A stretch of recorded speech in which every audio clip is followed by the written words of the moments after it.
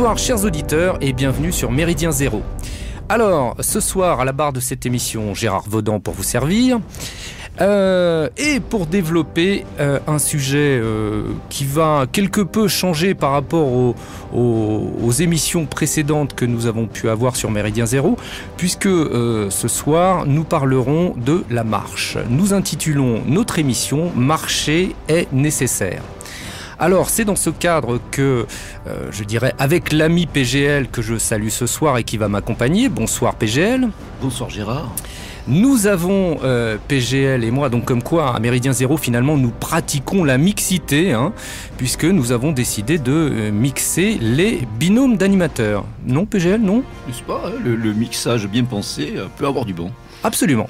Alors, ce soir, pour développer ce sujet, nous avons avec nous mesdemoiselles Fanny et mademoiselle Fanny et Mathilde. Voilà, on va faire ça comme ça. Bonsoir. Bonsoir. Bonsoir à vous. Donc, Fanny et Mathilde ont réalisé le fameux Tour d'Europe, mondialement connu, voire dirais-je universellement connu. C'est bien. Beaucoup de retours sur Mars. Ouais. Absolument. Voilà. Et également, parce que nous sommes nombreux ce soir dans le studio, nous avons avec nous l'ami Werner. Alors Werner est l'animateur, si je puis dire, du groupe Trace. Le groupe Trace étant lui-même comment on pourrait appeler ça, une division, une section qui concerne la marche, la randonnée, du cercle sportif Tyler Dordon. Bonsoir Werner. Bonsoir à tous. Voilà, alors, les présentations étant faites, nous allons rentrer dans le vif du sujet à propos, et nous allons développer dans un premier temps la marche. Nous verrons quel lien avec l'esprit européen, notamment avec notre ami PGL. Nous viendrons ensuite sur ce Tour d'Europe réalisé par Fanny et Mathilde. Et puis, en dernière partie, nous aurons les fameuses chroniques de Monsieur PGL qui, contrairement à celles que j'ai la joie d'entendre d'ordinaire, se feront en face de moi et non par téléphone. Mais oui. Voilà. Et également, nous remercions nos amis techniciens, puisque ce soir nous en avons deux dans le studio, Monsieur Sergueï comme il se doit, et notre ami Bidou. Voilà, alors, tout cela étant dit, Monsieur PGL, nous allons attaquer sur la marche et l'esprit européen, ou en tous les cas ce que ça peut représenter pour nous, que cette façon, non pas uniquement de se déplacer, mais finalement cette façon d'être. Tout à fait, c'est vrai que la marche s'inscrit dès les origines de notre histoire immémoriale, de notre marche, si je puis dire, multiséculaire. Dès les origines, nos ancêtres les plus lointains ont entamé à leur niveau, en quelque sorte, leur longue marche. Ce que les Allemands ont pu appeler beaucoup plus tard, à partir du 5e, 6e siècle après Jésus-Christ, le Völkerwanderung, c'est-à-dire la grande migration, la grande marche des peuples. Bon, la première du genre fut en fait de compte celle qui a amené nos ancêtres boréens ou indo-européens, pour reprendre les deux termes que nous utilisons communément, à gagner les territoires qui seront les leurs, les territoires qui vont engendrer les grandes branches historiques de l'indo-européanité. Alors les auditeurs les plus concernés par la question auront bien sûr compris que je fais allusion au vieux mythe hyperboréen qui est nôtre, donc c'est le mythe de Thulé, mais qui a été corroboré par de multiples personnalités, que ce soit de l'astronome Bailly jusqu'à Jean Audry, qui a mis en avant justement l'hypothèse de l'habitat circumpolaire des peuples boréens, des peuples indo-européens. Donc dès le début, nos plus lointains ancêtres ont entamé leur longue marche vers le soleil, leur longue marche vers de nouveaux territoires à conquérir. Et dès le début d'ailleurs, il y a pour nos ascendants une dialectique qui va se soucher sur notre identité entre l'esprit nomade et l'esprit sédentaire. d'un premier temps, effectivement, on a un élan de nomadisme. Hein. Ce sont des peuples nomades qui d'ailleurs vont domestiquer le cheval.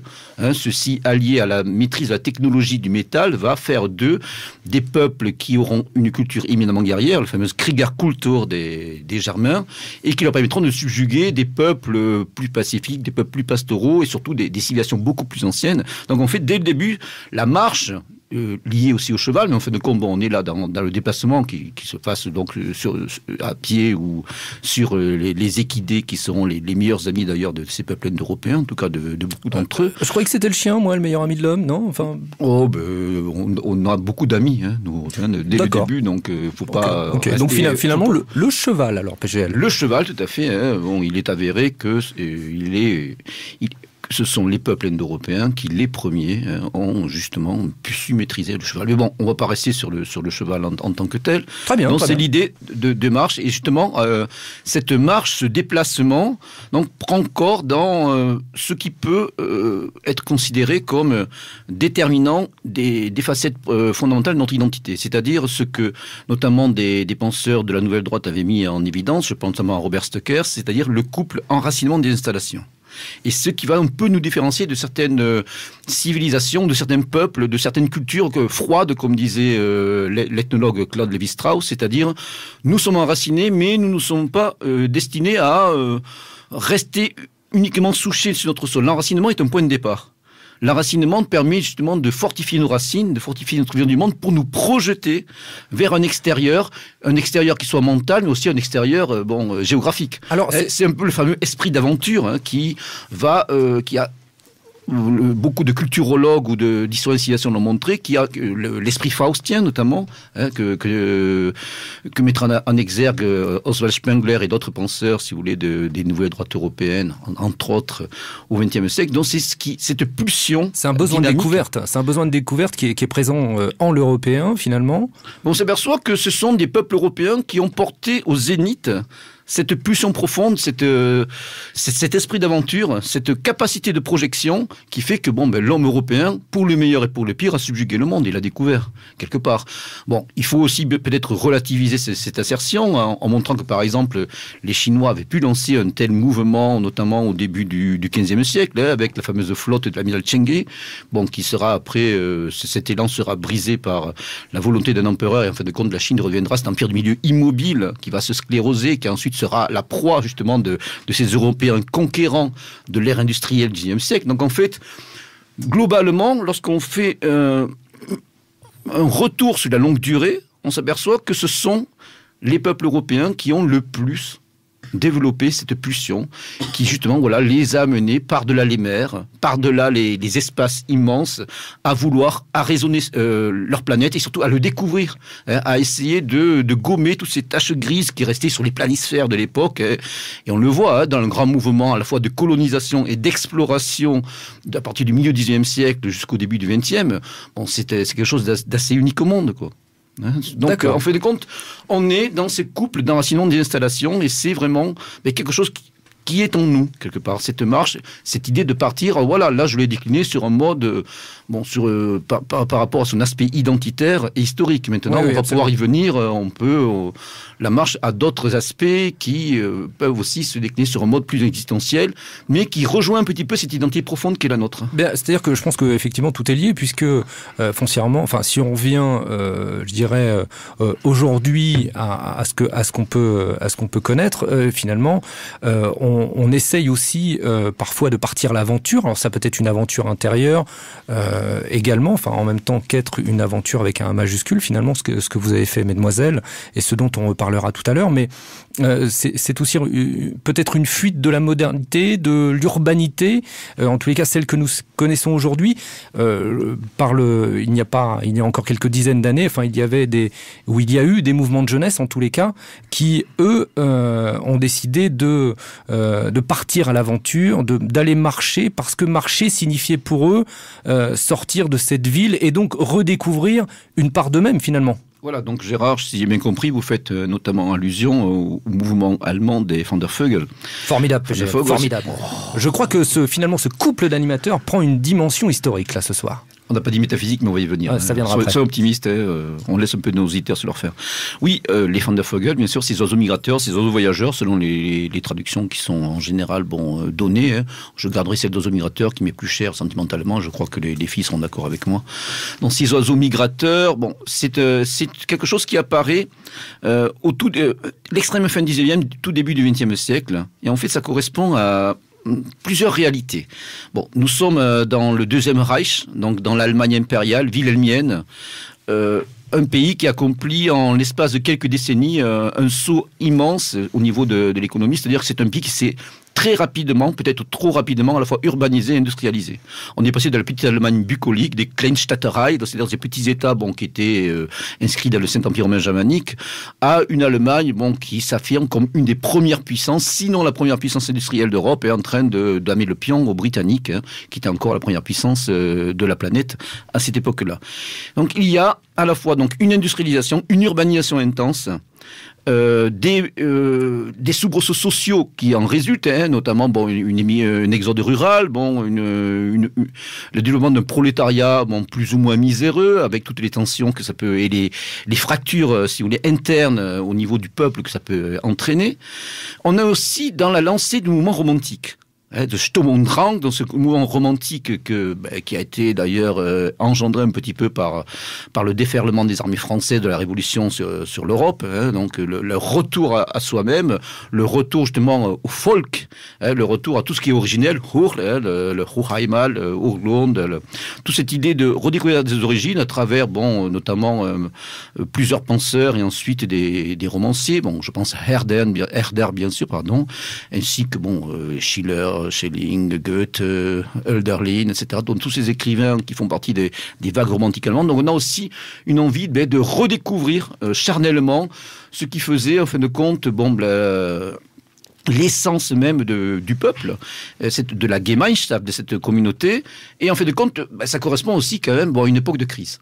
Donc ça, on va le faire mentalement, on va le faire sur le plan de la littérature, sur le plan des idées, sur le plan de l'histoire des religions, etc. Mais aussi, on va vouloir le faire de manière plus charnelle. Et il va y avoir, cela va être le fait de la jeunesse, donc d'une génération, en fin de compte, qui ne va pas se reconnaître d'une Allemagne qui s'embourgeoisait, une Allemagne qui se rigidifie, qui se pétrifie avec des classes sociales, qui sont extrêmement peu perméables, et un système d'éducation assez rigide, qui ne donne pas beaucoup de place à l'épanouissement personnel. Donc, vous voyez, l'industrialisation, l'urbanisation, système sclérosé rigide, embourgeoisé, plus élan romantique. Donc, tous ces paramètres vont être un cocktail détonnant pour des milliers de jeunes qui vont vouloir redécouvrir charnellement, partir sur les routes, partir sur les chemins de l'Empire pour redécouvrir, en fin de compte, ce qui est leur terre. Mais alors, ces jeunes dont vous nous parlez, ils sont uniquement allemands? Vous voulez me dire que en Italie, en France, à l'époque, non, pas de Van der Vogel C'est beaucoup plus... Moi, mon papa était scout quand même. Là, je parle de... Oui, le scoutisme est un mouvement connexe, qui a des points communs, mais qui a aussi des différences. D'accord. Dans le scoutisme, pour moi, le scoutisme tel que Baden-Powell l'avait conçu est moins profond comme mouvement. C'est-à-dire que dans le cadre des Van der Vogel, alors le cadre des Van der Vogel aussi, c'est un petit peu différent du scoutisme. Il y a un petit côté anarchiste, libertaire. Ce sont des petits groupes de garçons et de filles effectivement qui se mettent en marche. Chez les scouts, ça c'est clair. Voilà, on n'est pas... Par contre, alors oui, Mathilde, vous vouliez dire. Oui, il y a une différence entre le scoutisme et les Van der Vogel, c'est que dans les Van der Vogel, il y a vraiment un mouvement de réappropriation de sa terre, et c'est ça qui est à la base un petit peu du mouvement Van der Vogel, alors que dans le scoutisme, c'est pas la base. Oui, on est dans la nature, mais c'est pas forcément pour se réapproprier la terre par la marche. D'accord, oui, la marche est un élément parmi tant d'autres, quoi. Oui. Voilà, okay. Il y a aussi une dimension hygiéniste. On est, par exemple, en Allemagne, à l'époque, on a ce qu'on appelle le mouvement de réforme de la vie, qui se décline sur de multiples modes, des groupes naturistes, des groupes qui prennent de nouvelles diététiques. Naturistes, dites-vous ? Ah oui, tout à fait. Dites donc, Eugène, si vous m'entendez.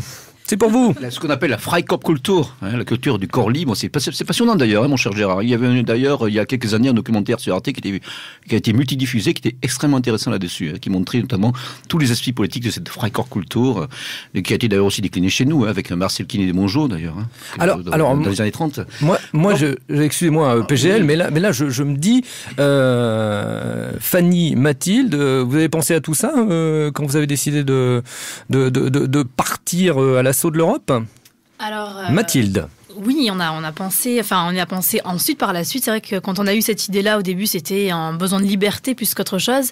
C'est-à-dire qu'un jour, on s'est retrouvés toutes les deux dans le Larzac à marcher et on s'est dit que c'était vraiment génial. Et pourquoi pas? Et voilà, c'était juste pour 2 jours et on s'est dit quand même, c'est vraiment... Warum nicht pour un petit peu plus de temps. Et donc du coup, on a décidé de partir et ensuite on a réfléchi comment est-ce qu'on voulait faire ça. Et oui, toutes les raisons que notre cher PGL nous a exposées par rapport à la marche ont motivé notre réflexion et notamment toute la dynamique des Wandervogel, cette dynamique de réappropriation de la terre, de vouloir...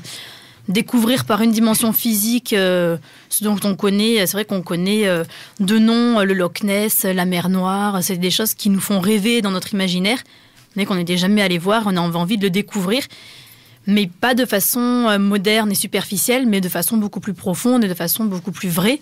Et donc c'est pour ça qu'on a décidé de marcher, parce qu'avec une dimension physique, quand on ressent chaque kilomètre dans ses pieds, on connaît beaucoup plus la Terre que si on la survole en avion. Alors justement, c'est une dimension physique, la marche, parce que il y a l'aventure intérieure dont on pouvait parler tout à l'heure, mais je dirais que finalement, marcher, c'est aussi sain, et puis cultiver son corps et avoir un esprit sain dans un corps sain, c'est aussi important.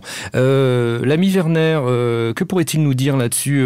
Vous êtes devenu marcheur parce que vous étiez Wandervogel dans l'âme ou pas?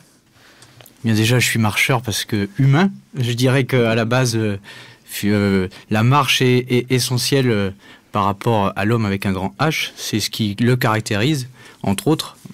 Et donc, la marche, pour moi, sans toutes ces questions un peu plus intellectuelles, ça a été vraiment un acte élémentaire, je dirais.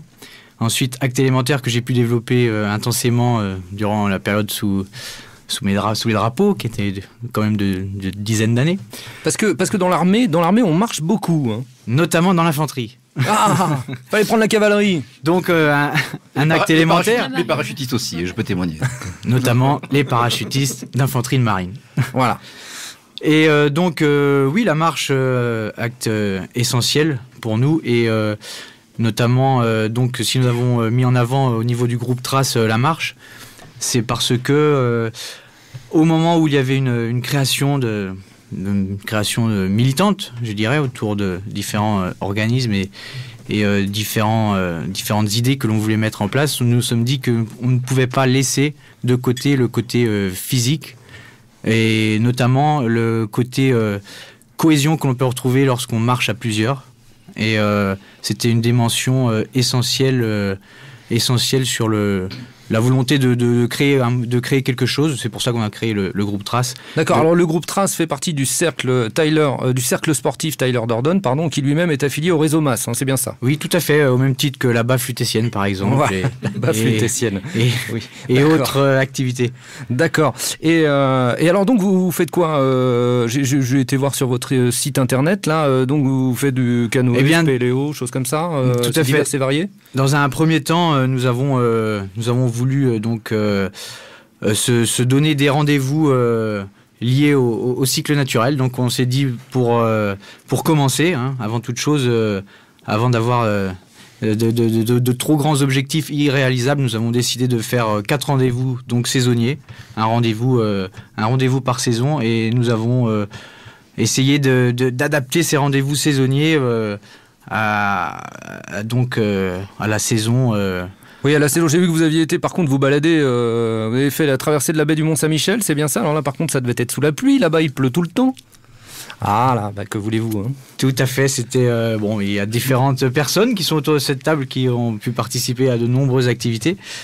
Et nous avons notamment fait donc cette traversée de la baie du Mont-Saint-Michel. Nous avons fait des sorties spéléo, canoë et des randonnées en vallée de Seine. en essayant de rassembler un maximum de personnes. Mais d'accord, alors nos auditeurs peuvent s'inscrire, ils vont sur le site internet du cercle sportif Tyler Durden et ils vous envoient un mail et puis ils sont les bienvenus. Ils seront les bienvenus. Voilà, formidable. Merci Werner. Alors, eh bien écoutez, ce que je vous propose, chers invités, chers PGL, c'est on peut être d'évoquer la littérature, hein, un petit mot sur la littérature, non PGL? Non? Oh ben oui, bien sûr. Allez, soyons fous. Un petit laïus sur la littérature d'aventure ou sur l'esprit qu'on peut retrouver. Je pensais à certains titres d'Evola ou même de Saint-Loup. Moi, Montagne sans Dieu, par exemple, choses comme ça, où on marche beaucoup. Oui, là, Montagne sans Dieu, surtout pour l'alpinisme, mais je pense à un livre de Saint-Loup que j'ai beaucoup aimé, qui s'appelait Les skieurs de la nuit. Ah oui. Qu'il avait signé sous son véritable patronyme, Marc Augier, qui a été décliné ensuite, plus tard, sur un autre titre, Saucisse en Laponie. Et là, il décrit bien, en quelque sorte, un petit peu les motivations qui l'ont animé et qui sont assez proches de celles qu'on a évoquées précédemment, hein, que ce soit aussi dans celles qui agitaient un petit peu les Van der Vogel. Donc, on avait cette volonté de quitter les villes enfiévrées et enfumées, hein, parce que souvent, ce départ vers justement ce que les anglo-saxons appellent la wilderness, et j'en profite, on n'est pas sur Radio Courtoisie. Ah, sinon, donc, c'est 1 euro dans le cochon. Hein. Ah, là, j'ai pas de monnaie, désolé. Et puis le cochon, on fera qu'on... Ah, on n'en parle pas ici. On n'en parle pas, d'accord, exactement. Donc en fait, c'est vrai que souvent, cette démarche était le fait de personnes qui vivaient en ville, qui étaient issues parfois, souvent en général, des classes moyennes et instruites, et qui justement avaient la volonté de se ressourcer. Hein, je pense que c'est un des mots qui convient à la terre, à l'humus, hein, qui est le nôtre, à partir à l'aventure, pour peu que l'aventure fût encore possible. Moi, c'est vrai que j'ai plusieurs sauteurs qui se bousculent dans ma tête. Alors, donnez-les. Tu as cité Saint-Loup, tu sais, Evola aussi quelque part, parce que dans la course en montagne, il y a aussi... Méditation du Haut-Décime. Méditation du Haut-Décime, moi, c'est un livre que j'emporte toujours 2 livres lorsque je pars en montagne, Face Nord de Saint-Loup et Méditation du Haut-Décime d'Evola. Et puis, le bivouac, qui est toujours l'occasion de prendre des bonnes pages. Un petit passage au coin du feu. Voilà, et puis d'autres ouvrages, donc Jack London, bien sûr, hein, Hugo Pratt, avec notre marin aristocrate Corto Maltese, etc. Donc, et alors Fanny, qu'est-ce qu'elle avait dans son sac à dos comme livre Le Petit Futé? Ah, tout à fait, on part jamais sans son petit futé. Le guide du routard, hein. Nos grands amis du guide du routard. Hein. Non, alors, nous n'avions pas forcément des livres d'aventure parce qu'on partait à l'aventure et on avait surtout envie de se dépayser et de lire des livres qui nous plaisaient. Donc c'est vrai qu'on est parti un petit peu avec une bibliothèque. On avait à toutes les deux toujours en permanence au moins 4 livres, au moins. Et on lisait vraiment de tout, donc du Céline en passant par du Giono. Des romans surtout. Oui, surtout des choses qui nous faisaient penser à autre chose en fait. Malgré ce qu'on pourrait penser, on avait besoin de rêver en fait. Et on a réussi à trouver des livres français dans à peu près tous les pays dans lesquels on est passé. Ah, ce que j'allais dire, vous n'aviez pas le bibliobus derrière vous là Ouais, c'était à peu près ça. Hein. Le sac qui pesait 20 kilos avec les livres. On s'est retrouvés parfois avec plus de 10 livres chacune dans notre sac. On s'est dit quand même peut-être faire un colis pour renvoyer chez nous parce que ça commence à faire lourd. Et puis avant de partir, c'est souvent les choix cornéliens. Qu'est-ce que je vais prendre? Putain, pendant toute une nuit là, devant la bibliothèque. Qu'est-ce que je vais prendre? Non, ça allait vite. Non, en tout cas, c'est le cas des fois. Lorsque je pars en longue randonnée ou en raid, qu'est-ce que je vais prendre? Alors, l'ami Werner voulait intervenir, je crois.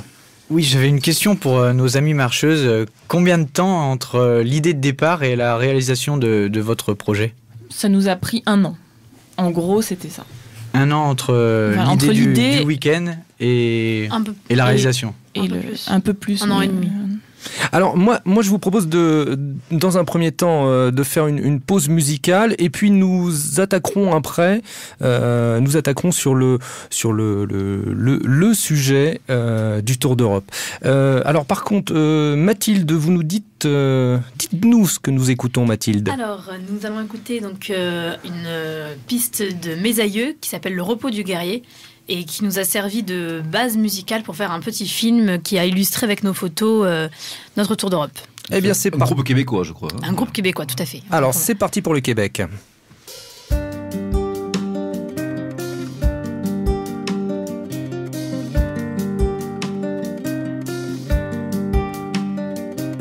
Marcher des heures à travers la forêt, respirer par le nez, se retourner, jamais mettre un pied devant l'autre pour trouver le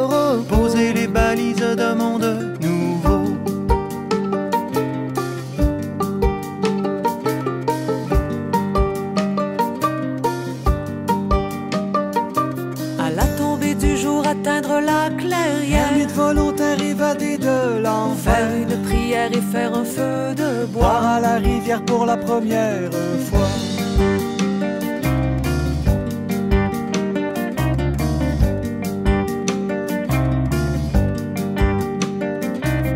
Déplier la toile pour s'en faire un abri. Briser le silence en poussant un grand cri. Crier à tue-tête pour entendre l'écho. Et compter les étoiles couchées sur le dos.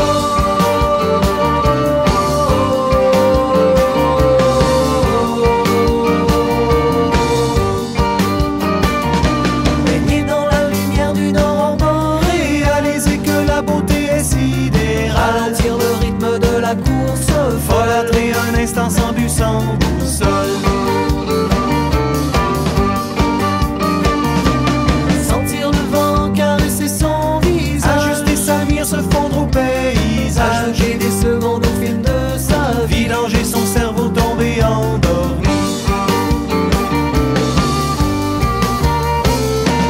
Plonger dans le lac du pays de Morphée. Féconder la terre où germent les idées. Débusquer dans le bois du grand Caribe. Boucaner dans la pipe du bon Manitou.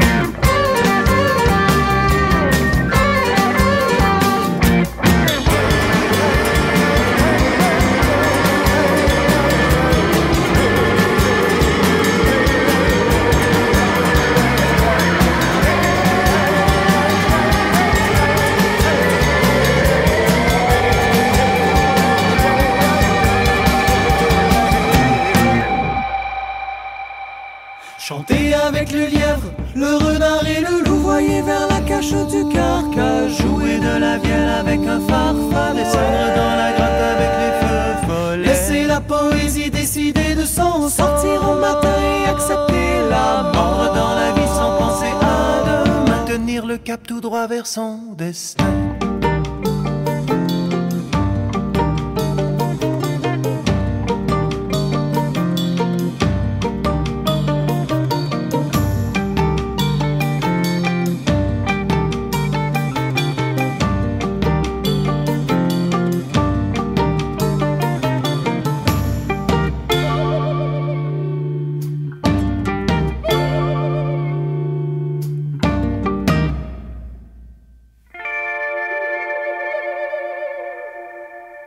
Alors, de retour sur Méridien Zéro après cette pause musicale. Nous allons maintenant aborder donc la deuxième partie de notre émission consacrée à la marche en évoquant le tour d'Europe, j'allais dire le tour du monde, dites donc. Pas encore, la prochaine fois. Voilà, c'est ça. Donc le tour d'Europe de Mathilde et Fanny. Alors Mathilde, vous, pour nos auditeurs, hein, vous nous expliquez votre projet, votre aventure, enfin votre aventure peut-être pas, mais en tous les cas au moins votre projet et ce que vous avez réalisé. Oui, alors en quelques mots, donc nous sommes partis avec donc Fanny le 21 septembre 2009 du Mont Ventoux, puisque nous sommes toutes les deux originaires du Mont Ventoux. Et donc nous avons fait un tour d'Europe à pied, donc 6000 km à pied. Donc on a fait... Combien de paires de chaussures? Je veux le savoir, ça. Ça dépend des personnes. Ça dépend des personnes et ça dépend des chaussures intermédiaires qui ont duré peu de temps parce qu'elles n'étaient vraiment pas adaptées. D'accord. Donc entre 2 et 5, quoi. D'accord. Voilà. Et donc on est passé en gros par 13 pays. Et donc on est revenu 10 mois plus tard chez nous. Donc en gros, voilà. Belle aventure, Fanny? Oui, alors c'est une aventure effectivement, puisque nous sommes partis marcher à pied donc c'est-à-dire que nous n'avons pas fait de stop, pas pris le bus, le train, nous avons pris le train pendant 1 mois, mais c'était prévu, et en dehors de ce mois-là, nous n'avons pas du tout pris le train. Donc nous avions un sac à dos, nous dormions dehors, et tous les jours on se levait, on sortait de notre tente, on sortait de notre sac de couchage, on mettait nos chaussures de marche donc, et on partait marcher, on marchait toute la journée. Donc alors, c'est combien de kilomètres par jour? Alors l'étape moyenne? Donc l'étape moyenne c'était 30 km. Entre 20 et 30. Entre 20 et 30, oui. Surtout au début, c'était plus 20, pardon, et ensuite, ça c'est... Je tiens juste à signaler que même si on faisait des grandes distances, on ne prenait pas l'autoroute, contrairement à ce que beaucoup de personnes pensaient. On sait que quand on faisait des longues distances, on prenait l'autoroute. D'accord. Oui, c'est vrai qu'on nous a posé des questions étranges, notamment si nous prenions l'autoroute, mais aussi est-ce que c'était une fuite de la modernité, une fuite du réel? Donc non. Nous pensons toutes les deux que ce n'est pas une fuite du réel et pas une fuite de la modernité, puisque déjà nous sommes revenus dans la vie normale et on s'en sort très bien. Et en plus, ça c'est dit à l'époque. Voilà. Et en plus, comme le disait Pascal tout à l'heure, c'est plus une découverte du monde qui nous entoure, une redécouverte de soi-même et une recherche en fait du nous profond et de ce que l'on est vraiment à travers donc l'Europe. Et une fuite, c'est souvent pour échapper à la réalité, alors que là, au contraire, le but était de trouver voilà. la réalité. Les gens de maintenant sont dans un monde où ils ont perdu la réalité. Oui, Fanny? Oui, donc ce n'est pas une réaction face à la peur, mais c'est une réaction, une action tout court en fait. Je voulais juste compléter.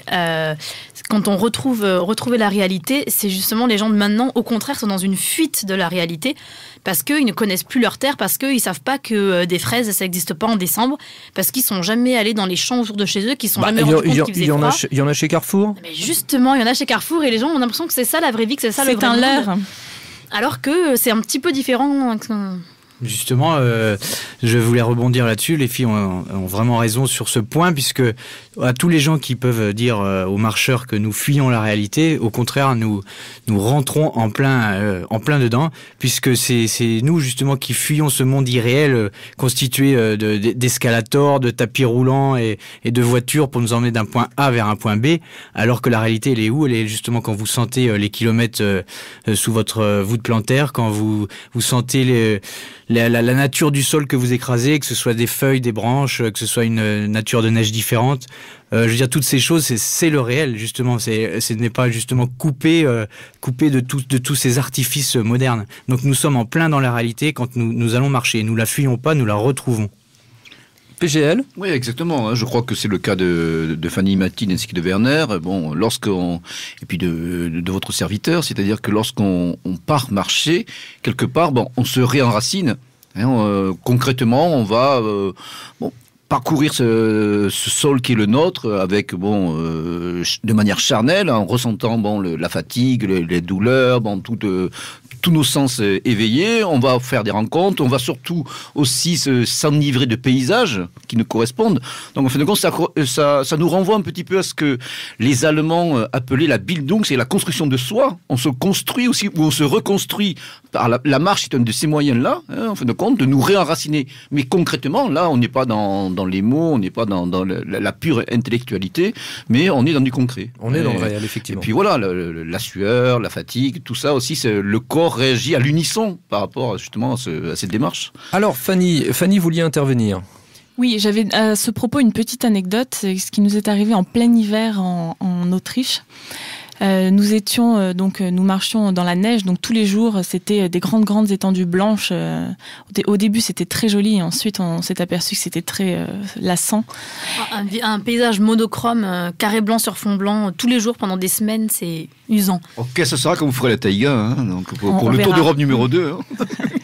Donc nous étions dans cette blancheur et nous sommes rentrés dans un supermarché et nous avons été profondément... Alors attendez, au milieu de tout là, donc on est dans la neige et tout d'un coup, paf, un carrefour. Ça se passe comme ça, oui. Quand on sort de la ville, c'est assez brutal, oui. Effectivement, non, c'est vrai. Et donc, nous sommes tombés dans un petit supermarché qui n'était pourtant pas très grand et on a été choqués, mais vraiment au sens propre du terme, par ces couleurs et ces fruits qu'on trouvait partout. Donc on est rentré, on a acheté des fruits secs parce qu'on avait vraiment faim et on avait besoin d'énergie. On est ressorti, on s'est assis en face du supermarché parce que il fallait absolument qu'on mange tout de suite. Et on avait un espèce de contraste entre le paysage plat et blanc et puis ce supermarché avec toutes ces couleurs et ces gens qui sortaient presque en t-shirt ou au moins avec des petites vestes, alors que nous, on avait nos doudounes en plumes, nos polaires, on avait nos écharpes, nos bonnets, etc. Les gens passent d'une voiture surchauffée à un supermarché surchauffé. Ils achètent des mangues et des fraises alors qu'ils sont en plein hiver et qu'il n'y a rien qui pousse autour de chez Vive eux. la mondialisation. Et, non, mais c'est-à-dire que les gens parlent vraiment. de perdre du réel et c'est eux qui ont complètement perdu. Mais ils sont déconnectés. Ils sont quelque part. complètement déconnectés du réel. Et C'est même pas le mot important. déraciné. Ouais, voilà. Enfin, C'est- nous sommes déconnectés. D'accord. Avec les transports modernes, en plus, on a complètement annihilé les notions de distance qui, Oui, mais surtout de qui autrefois de même rythme saisonnier. de rythme saisonnier, de distance. Là, qui impliquait de stocker la nourriture, de faire attention un petit peu, voilà, aux stocks familiaux, etc. Là, c'est bon. Peut-être qu'un jour on retrouvera ces réflexes vitaux par la force des choses, mais c'est vrai que là, on a vit une sorte plus de notion. printemps éternel, quoi. Quelque part. Et alors, par contre, moi, je voudrais un peu revenir sur votre projet parce que, certes, ce n'est pas une fuite. Nous l'avons bien entendu. Je crois que les auditeurs aussi. Non, mais c'est extrêmement important et c'est extrêmement intéressant. Cependant, j'imagine que derrière, il y a un soutien, une infrastructure. Vous disiez tout à l'heure, je crois que c'est Werner qui vous demandait combien de temps pour monter cette aventure. Bon, grosso modo, 1 an pour le projet, c'est ça. Mais pouvez nous en parler un petit peu parce que pendant 10 mois, vous allez vivre tout autour de l'Europe. Il faut manger, il faut un équipement. Il y a tout un tas de supports qui demandent un minimum d'aide financière, etc., quoi. Oui, alors c'est vrai que c'était un minimum d'aide financière parce qu'on marchait, donc les déplacements. Mais c'est vrai que ça nous a demandé beaucoup de temps et de volonté. Et c'est vrai que la préparation de ce projet, il fallait vraiment y croire pour arriver à le réaliser parce que bon, on était toutes les deux étudiantes, donc on n'avait pas un rond. Et donc on a réussi à on a trouvé un but culturel parce qu'on voulait aussi partir, pas simplement pour marcher, mais on voulait qu'il y ait quelque chose d'autre derrière. Donc on en parlera peut-être plus tard. On peut en parler parce que moi j'ai été faire un tour sur, donc bien entendu sur votre blog et vos jolies photos. Nous en parlions tout à l'heure en antenne. Et les textes aussi. Hein. Et j'ai pas vu les. Ah, il y avait des textes. Oui, mais C'est oui, ça, les petits Gérard. caractères. Ça vous a échappé, je crois, C'était première ça, fois. les petits caractères en dessous là, d'accord. Des lettres, ce qu'on appelle des lettres. Ça, Absolument. c'est agencé, ça fait des phrases. D'accord, mais c'est étrange ça. Toujours est-il que j'ai perdu le fil avec vos. Mais non, mais non. Mais si, PGL, vous l'avez Nous fait. parlions de notre but culturel. Donc absolument, oui, c'est là que je voulais en venir. Je crois que vous avez monté des dossiers pour obtenir des subventions, conseil. Non. Alors, en fait, on va prendre les choses dans l'ordre. Donc, on a décidé. Oui, patron. Donc, on est parti avec un but culturel, celui de rechercher les légendes européennes. Donc, Je voudrais juste préciser Oui, que Fanny. nous n'avons pas trouvé notre but culturel pour avoir des subventions, C'est mais bien nous entendu. avons réfléchi comment exprimer en fait notre volonté de découvrir l'Europe à travers pour avoir des subventions effectivement quand même. parce qu'en fait, on voulait partir en Europe. Nous, on savait pourquoi on voulait partir en Europe. Parce que c'était notre continent, parce qu'on est issu de ce continent-là et qu'on voulait le découvrir. Sauf que c'est pas toujours facile de l'expliquer aux gens et qu'on avait besoin d'un fil conducteur. Et donc, on a choisi les légendes.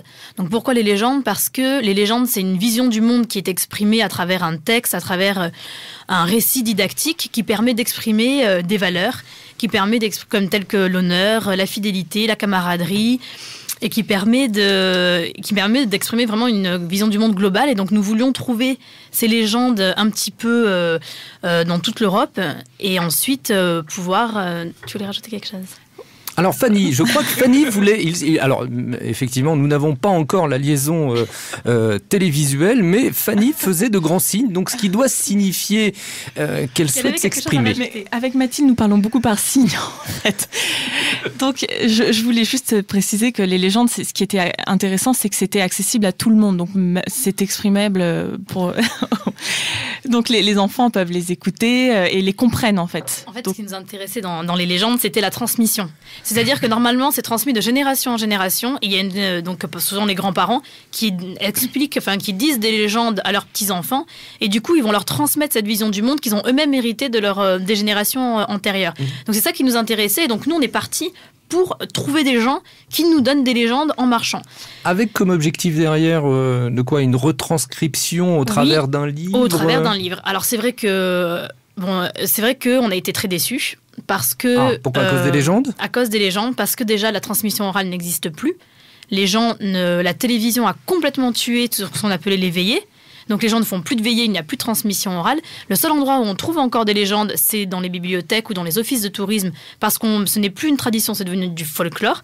Et les gens ont complètement perdu ces légendes, et on a récolté très très peu de légendes, et les seules qu'on a récoltées, on a l'impression qu'elles ne sont pas vraiment vraies, parce qu'elles sont sur des livres qu'on a achetés, et qu'on n'a pas eu cette transmission qu'on cherchait. Donc là on a perdu le réel finalement, quoi. On a complètement perdu le réel, oui.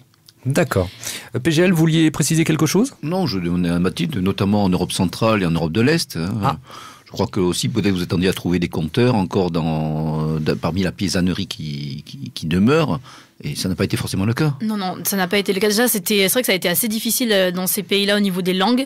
Oui, alors justement, l'Europe de l'Est, vous avez été jusqu'où là ? Parce que je le vois, mon PGL, là, il gratte le sol du sabot, là, il est prêt à bondir. Alors dites-nous, quel pays ? Donc nous sommes partis du sud de la France, nous avons été en Italie et nous nous sommes déplacés vers l'ouest, vers l'est, pardon. Joli. Et nous sommes partis en Grèce et nous sommes remontés jusqu'au Danemark en gros, en passant par la Bulgarie, la Roumanie, la Hongrie. Donc ça, c'était tous les pays les plus à l'est où nous avons été. Non, PGL, elles n'ont pas été en Ukraine. Non. On a malheureusement mais nous l'avons frôlé, La prochaine fois. Non, mais je pense que c'est dans des pays comme la Bulgarie ou la Roumanie que vous auriez pu trouver encore des vieux compteurs. Oui. Qui vous n'avez pas trouvé de vampires ? Mais bon, on s'aperçoit que les communistes ont fait d'énormes dégâts. Hein. Beaucoup, oui, Voilà. c'est vrai. Déjà déporter des paysans en ville, ça a été les gros exodes ruraux, mais surtout, après le mode de l'oppression qui a été imposé là-bas pendant plusieurs décennies, a fait des ravages. La télévision et le monde libéral avec de l'Ouest a complètement tué toutes les légendes aussi.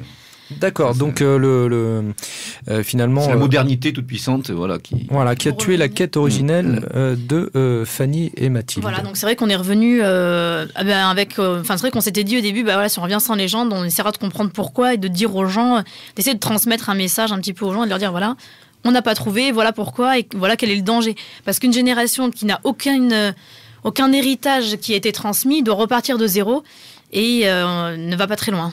Oui, surtout c'est une génération dont l'imaginaire se résume en fin de compte aux séries télé anglo-saxonnes et puis aux émissions de débiles ou alors aux vedettes préfabriquées qu'on leur sert comme soupe en longueur de journée. Peut-être n'avez-vous pas eu le temps de rencontrer les personnes qui auraient pu vous apporter ces légendes ? Peut-être le temps matériel C'est vrai que le but était de marcher et donc d'arriver à avancer à chaque fois. Mais c'est vrai qu'on a des anecdotes. Quand on était à un moment dans un village dans les Alpes, on a demandé, donc c'était vraiment le départ, on demandait vraiment à tout le monde. Et il y a un petit vieux qui nous a dit, mais les légendes, je sais pas, allez les demander aux jeunes, je les connais pas moi. Donc bon, les jeunes ne pouvaient pas le connaître. Non, on leur demandait des compteurs, s'il n'y a pas un compteur du coin. Et on a demandé ensuite, et on a trouvé une Belge et deux femmes qui n'étaient pas du tout du coin, qui s'étaient installées là et qui avaient fait un travail qui s'étaient elles-mêmes intéressées en fait à la région où elles s'installaient. Voilà, et qui avaient fait un travail de romain qui est allé chercher de partout dans toutes les vallées à côté. Bon, elles avaient réussi à réunir quelques trucs, mais très très peu. C'est quelque chose des érudits locaux. C'est ça, exactement. Les érudits locaux, même si ce sont des gens qui viennent d'ailleurs. Bon, mais... Non, mais ce que je sais, c'est que ces deux femmes-là avaient réussi à trouver quelques vieilles personnes qui avaient encore ces connaissances-là, mais qui se perdent complètement et qui... elles font ce travail d'archéologue de la mémoire, quelque part, mais qui avait déjà été fait à l'époque romantique, justement, par les écrivains allemands, par énormément de gens qui allaient, justement, vers les paysans, qui recueillaient ces récits oraux. Je voulais répondre à la question de Werner, qui disait, est-ce que vous avez peut-être pas eu le temps de trouver, quand on a cherché des gens qui étaient en contact avec ce savoir, entre guillemets, on s'est rendu compte que les gens avaient vraiment perdu cet héritage. Moi, je ne pense que ce n'est pas un manque de temps, en fait, puisque justement, on a pris le temps, on est allé à pied. Enfin, il faut bien se rendre compte que se déplacer à pied, ça prend énormément de temps. Et qu'on rencontre des gens, justement. On rencontre des gens au fil du chemin, complètement par hasard. On a le temps de s'arrêter. C'est une dimension humaine, justement. C'est ce que j'allais vous demander, parce que j'en reviens à ces photos, désolé pour le texte. Mais on vous voit en compagnie de personnes diverses et variées. On sent bien que à chaque fois il y a un accueil, il y a une relation humaine derrière tout ça, donc on va aussi chercher du contact je dirais humain. Oui, c'est vrai que on a fait des rencontres qui étaient vraiment extraordinaires parce que elles étaient et souvent très spontanées. Et c'est vrai que quand on était en Autriche notamment, il faisait très très froid. On avait une pelle à neige pour déblayer la neige et planter la tente dehors. Mais régulièrement, on s'arrêtait quand même, on demandait l'hospitalité. Et c'était des moments qui étaient vraiment... On sonnait vraiment, on toquait à la porte des gens et les gens nous ouvraient leurs portes et nous recevaient comme si on était des amis de longue date attendus. Et ben voilà, prenez une douche, vous allez dormir là, on va vous faire à manger. Et on discutait avec eux toute la soirée. Et c'était des échanges qui étaient vraiment très intéressants et qui étaient humains. Et les gens nous remerciaient de s'être arrêtés chez eux en disant merci parce que pour une fois on a un contact. Et puis c'est des échanges qui sont gratuits, chose qui n'existe pas vraiment dans notre société actuelle. Puis j'imagine que c'est pas tous les jours non plus qu'ils pouvaient être en mesure de rencontrer deux jeunes filles qui partent à l'aventure comme ça. C'est pas tout ce qu'il y a de plus commun quand même aussi. Donc tout à fait, mais c'est pas marqué sur notre front en fait. Quand on arrivait, c'était plutôt on avait l'air de clochards et c'était assez difficile de leur expliquer justement que ça faisait très longtemps qu'on marchait. Bon, au début, c'était encore plus difficile, mais notamment en Allemagne, pendant les périodes les plus froides, ça faisait quand même combien de temps qu'on marchait ? 4-5 mois. 4-5 mois, et quand on disait ça aux gens tout de suite, effectivement ça les émerveillait, mais à la base c'était très spontané, ils avaient 2 secondes pour prendre leur décision, pour nous ouvrir ou nous fermer leurs portes. Oui, parce que sinon vous mettiez le pied dans non, c'est pas ça, d'accord. Oui, Werner, non ? Oui, moi j'avais juste une question. Juste une, hein. Entre autres, quels sont les sites ou les pays, les régions qui vous ont le plus plu, s'il est possible de le définir. Je sais qu'en tant que marcheur, je sais que chaque ambiance et chaque nouvelle sortie de bois ou nouveau col peut apporter son plaisir, mais quels sont lesquels qui vous ont vraiment le plus marqué, que ce soit au niveau d'ailleurs naturel ou humain même ? Alors, effectivement, quand on nous posait cette question pendant le Tour d'Europe, je vais répondre personnellement, mais peut-être que Mathilde sera assez d'accord avec moi, les 2 pays qui nous ont le plus plu, c'était l'Italie et l'Écosse. Et sûrement parce qu'en Écosse, on a eu un soleil magnifique. C'est bien. D'ailleurs, l'Écosse est connue pour ça. Hein. Tout à fait. Mais nous avons bronzé en Écosse et les gens ne nous croyaient pas quand on disait que c'était en Écosse que nous avions bronzé.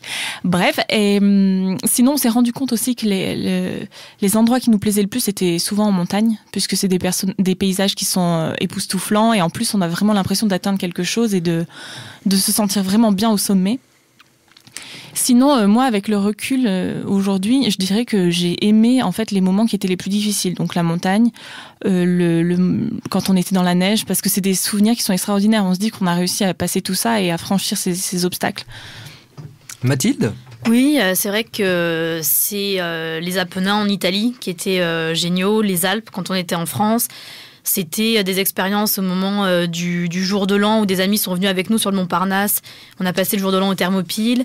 C'était des kilomètres à marcher dans la neige et à dormir dehors et qui étaient vraiment extraordinaires. C'était l'Écosse avec le West Highland Way qui est un chemin qui est sublime.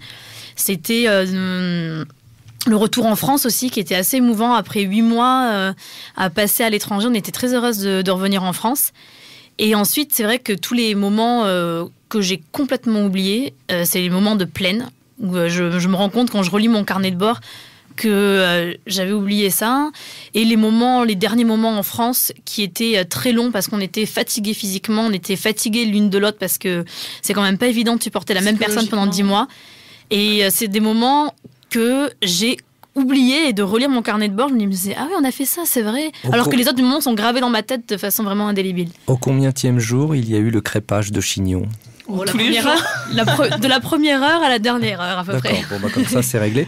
Alors je voulais juste vous lire, j'ai fini le petit traité sur l'immensité du monde de Sylvain Tesson cette semaine. Et il y avait juste un passage, et je voulais vous poser une question derrière ça. Alors je vous le lis, ça s'appelle « La marche fait affleurer à la surface de la mémoire les strates de souvenirs rangés dans la boîte en os du crâne, cette caisse d'archives, le bien le plus précieux du voyageur. » Et derrière ça, je voulais savoir à quoi pense-t-on ? Parce que je pense que même si vous êtes 2 charmantes demoiselles, vous avez plein de choses à vous dire, mais enfin, 30 km dans la journée, ça ne doit pas jacasser tout le temps quand même. Et on avait encore des nouvelles histoires à se raconter au bout de 10 mois.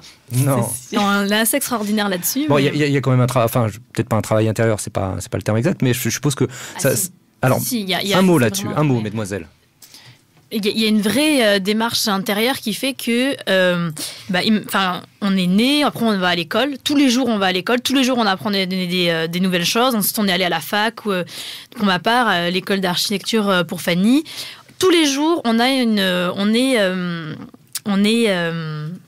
je trouve plus le mot. C'est pas grave. Enfin, tous les jours on est sollicité, voilà, merci. Tous les jours on est sollicité, il faut penser à des choses à imposer, etc. Et là on a eu 10 mois pendant lesquels on pouvait avoir notre pensée qui pouvait vagabonder comme elle voulait et qui pouvait suivre son propre chemin. On pouvait réfléchir sur des sujets, 10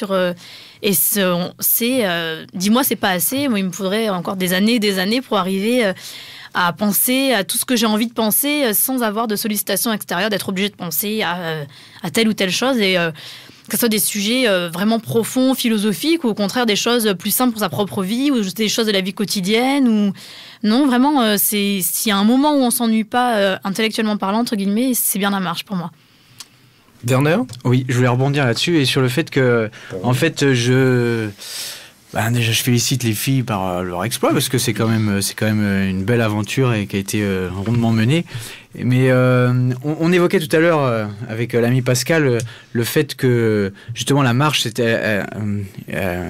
avait été appropriée par la jeunesse. Maintenant, si vous vous promenez sur les GR en France, si vous vous promenez sur quelques chemins de randonnée, vous allez beaucoup croiser de personnes que je qualifierais de retraités ou d'avancés. Les jeunes ont complètement abandonné, alors que en fait la marche était quelque chose que les jeunes s'étaient approprié. On l'a bien vu avec le petit exposé de Pascal. Alors que maintenant, c'est complètement abandonné. Les jeunes vont rechercher des activités, on va dire, plus grisantes peut-être, mais surtout plus confortables. Il y a la dimension de l'effort physique qui est indéniable dans la marche, surtout si on commence à faire des marches en montagne ou avec des notions de distance plus importantes. Mais pourtant, c'est le moment, la jeunesse, où on peut vivre ce genre d'aventure. Parce que les contingences de la vie adulte, quand on a des enfants, quand on a une activité professionnelle, il est beaucoup plus dur, justement, de dégager du temps et de se permettre d'avoir une aventure comme la leur. Ou alors il faut le faire avec ses enfants. Il y a des gens qui peuvent le faire, mais c'est pas, je veux dire, les contingences du monde moderne font que c'est pas facile. Et justement, j'invite tous les jeunes auditeurs qui ont du temps, qui sont en... Ou prendre le temps, parce qu'il faut savoir prendre le temps, tout à fait. Même les adultes, même les personnes qui ont des activités professionnelles, on peut prendre le temps. Quand on veut faire quelque chose, on peut le faire. Mais j'invite particulièrement les jeunes qui ont justement dans des phases de transition, pendant des cycles d'études, quand on peut encore se le permettre et on n'y pense pas. Et après on se dit j'avais le temps, si j'avais su. Ouais. Et je pense qu'un tour d'Europe devrait être obligatoire pour les jeunes européens. Justement, partir 10 mois comme ça, c'est vraiment une belle aventure. Alors, Fanny ou Mathilde ? Alors Fanny. Moi je pense que, tu as raison, mais je pense que parfois les jeunes ont peur de le faire parce qu'ils ne l'ont jamais fait, ils sont pas habitués. Nous on avait de la chance de l'avoir fait puisqu'on est scouts toutes les deux, mais il faut savoir que, déjà c'est facile et on peut se lancer, il suffit juste de se lancer. On n'a pas besoin d'une condition physique extraordinaire, puis on marche à son rythme de toute façon. Mais on n'est pas obligé de se lancer tout de suite dans 10 mois de marche. On peut très bien partir, ne serait-ce qu'un week-end déjà. Je trouve ça extraordinaire. Dormir une nuit dehors. Partir avec quelques amis en forêt, avec son sac à dos. On se trompe. On voit qu'on n'emporte pas les bonnes choses. On voit que le sac est trop lourd. Mais c'est pas grave. C'est un seul week-end. On rentre chez nous la nuit d'après. Et on passe une nuit comme ça en forêt. On fait un grand feu. On mange du saucisson. On boit de la bière. Puis on rigole. On chante. Puis si on connaît pas de chant, tant pis. On passe une bonne soirée. Et on repart marcher le lendemain. Ça, c'est facile et accessible à tout le monde. Tu as tout à fait raison. D'ailleurs, c'est ce qu'on a essayé de mettre en place avec le groupe Trace.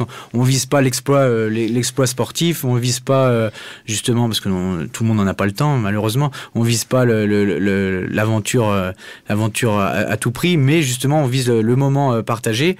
Le moment partagé qui peut se passer sur même quelques heures. On a même ne serait-ce que 5 heures partagées avec quelqu'un d'autre sur une marche, sur un effort physique à un moment, c'est toujours bénéfique et ça nous remet justement dans le réel. Et il faut essayer de faire ce genre d'action. Mathilde ? Oui, je voulais réagir par rapport à ce que disait Werner tout à l'heure, par rapport au fait que les jeunes avaient déserté les chemins. Oui, et ils sont à l'image de la société, enfin, ou la société est à leur image, je ne sais pas, puisque on est dans une société où tout est confortable et tout doit être confortable. Et c'est mal. Par exemple, c'est mal d'avoir froid, c'est mal d'avoir faim, c'est pas normal. Nous, quand on marchait dans la rue en short, c'est vrai qu'on marchait beaucoup plus souvent en short qu'en pantalon. Et quand on s'est remis en short après l'hiver, donc pour nous c'était le printemps, il y avait plus de neige, il commençait à faire un peu meilleur, il y avait du printemps, on commençait à sentir le printemps, on avait envie d'en profiter, on était en short, et les gens nous regardaient dans la rue, comme si vraiment on avait fait quelque chose de mal. Ils regardaient tout à fait normalement un jeune passer avec une énorme crête verte, plein de piercings loqueteux, qui est en train de vomir par terre. C'était tout à fait normal. Par contre, ça sent un peu le vécu quand même, non ? Ça sent le vécu, ouais. Par contre, voir 2 filles marcher avec des sacs à dos et en short, mais enfin, vous n'avez pas froid ? Si, mais est-ce que c'est mal ? Mais vous n'avez pas faim de temps en temps ? Si, mais enfin, c'est pas grave. Et vous êtes mouillé par la pluie ? Par autre chose qu'une douche. Oui, et les gens on pense que c'est mal, alors que finalement, ce sont des expériences qui sont tout à fait normales et qui ne sont... Et alors justement, on parlait, je vous coupe la parole, je vous prie de m'excuser, très cher. Vous avez rencontré des jeunes aussi qui sont venus vers vous, justement, parce que c'est quand même important, là, parce qu'on décrit une jeunesse qui finalement... Alors même si, attention, hein, il ne faut pas systématiser, globaliser, mais enfin, je sais pas, sur 10 mois, quand même, il y en a bien un qui est venu vous voir, non ? Alors, sur 10 mois, déjà, par rapport à ce qu'on disait sur les chemins, on n'avait vu personne sur les chemins, sauf 2 fois. 2 Français qui faisaient un tour du monde en Grèce et qu'on a croisé, avec qui on a marché pendant quelques jours, et 2 scouts d'Europe qui marchaient en Irlande et avec qui on a passé 2 ou 3 semaines à marcher avec eux. Mais à part ça, on n'a vu personne. Après, on a des amis qui sont venus nous voir, qui sont venus marcher quelques jours avec nous. Mais oui, sinon, j'ai vu que vos petits camarades vous avaient rejoint. Certains. Il y a un petit règlement de compte. Non, pas du tout. Absolument pas. Il y en a qui ne sont pas venus. Je pense que beaucoup auraient aimé nous rejoindre pour partager ces moments, mais c'est pas toujours facile. Ils n'ont pas eu l'occasion. Oui, il faut se libérer aussi, bien sûr. Voilà. Tout à fait. Très bien, écoutez, en tous les cas, merci. Je vous propose une deuxième... Ah non, eh bien non, écoutez, Mathilde. Je voulais parler encore de l'aventure. PGL disait tout à l'heure que oui, on peut partir, si l'aventure est... je sais plus comment ça dit, pour peu que l'aventure soit encore possible. Et je pense que l'aventure est un état d'esprit avant tout, et que même si maintenant il n'y a plus de zone grise sur la carte qu'on ne connaît plus, c'est encore plus un défi de trouver l'aventure et d'arriver... Il y a un de nos amis, Eric Lhomme, qui a écrit un livre qui s'appelle Les pas dans la neige, et il raconte son aventure, un très beau livre qui raconte l'aventure d'Eric au Pakistan il y a une 20aine d'années. Il est parti sur les traces de l'homme sauvage, du Barmanou, exactement. Et donc il a cette très belle phrase: l'aventure est un état d'esprit. Et c'est vrai que qui que ce soit, déjà comme disait Fanny tout à l'heure, pour quelqu'un qui n'est jamais sorti de Paris, aller prendre son sac et marcher tout seul à Fontainebleau pendant 2 jours, déjà je pense que c'est une aventure. Et l'aventure est après à l'échelle de chaque personne et de ce qu'elle a déjà vécu. Mais l'aventure est possible pour tout le monde, même dans notre monde, et surtout dans notre monde d'aujourd'hui, quand on voit le monde complètement coupé du réel, ne serait-ce que sortir de ce monde-là, c'est déjà une aventure qui est assez extraordinaire. Exactement, comme disait Mathilde, je pense que c'est pas la peine d'aller sous les tropiques, ou comme c'est vraiment à la mode aujourd'hui, c'est-à-dire de prendre l'avion, faire des milliers de kilomètres et encore une fois de plus annihiler des notions de distance, puisque avec le décalage horaire, avec l'avion, vous vous retrouvez dans un endroit à prendre un café au bout de quelques heures de vol alors que vous avez traversé l'Atlantique. Donc on a perdu complètement cette notion. Mais il suffit des fois d'aller quelques kilomètres à l'ouest ou à l'est de l'autoroute A13, par exemple, où j'ai eu l'honneur d'ailleurs d'amener quelques camarades autour de cette table pour découvrir et se retrouver dans des milieux très très sauvages, et dont pourtant des milieux auprès desquels on passe tous les jours avec sa voiture sur l'autoroute, dans un rythme quotidien et pour aller au travail, et puis finalement on passe à côté de ces choses, et il suffit d'ouvrir sa portière, d'éteindre le moteur, d'ouvrir la portière et de laisser son véhicule plus tôt, ne serait-ce que quand on va visiter un endroit par exemple avec sa famille. Et bien au lieu d'arriver sur le parking payant au pied du site qu'on doit visiter, prenez le temps, arrêtez-vous un peu plus loin, achetez une carte à 7 € IGN et prenez le petit Léon qui va vous faire marcher 2 heures, 3 heures et qui va vous permettre d'arriver par un autre côté, loin de la foule, et vous allez vraiment profiter et mériter ce que le paysage ou la vue va vous offrir. Et c'est ça, pour moi, la notion et le plaisir que l'on peut trouver dans la marche. Voilà, une visite, ça se mérite. C'était la phrase du jour. Et bien là-dessus, une deuxième pause musicale. La route vers l'inconnu est toujours bienvenue. Le but est devant nous, braquons les armes. Plus rien ne compte plus, la défaillance exclue. Pour nous c'est le devoir, pour vous les larmes. L'heure a sonné, adieu belle fille. Nous repartons vers d'autres destins. Loin du pays, loin de la famille. Nous nous en allons par les chemins. Le cœur léger avec un sourire, les yeux fixés sur l'horizon. Les compagnies en marche sans frémir, chantons encore à plein poumon. On pointe toujours ce qui nous appelle, nous sommes ici taillés d'un bloc. Tous en avant, adieu à la belle, adieu du bataillon de choc. Debout les volontaires, chasseurs et légionnaires, les parachutes sont prêts pour l'aventure. Debout para à temps, ne perdons pas de temps. Restons unis et la victoire est sûre. L'heure a sonné, adieu belle fille. Nous repartons vers d'autres destins. Loin du pays, loin de la famille, nous nous en allons par les chemins. Le cœur léger avec un sourire, les yeux fixés sur l'horizon.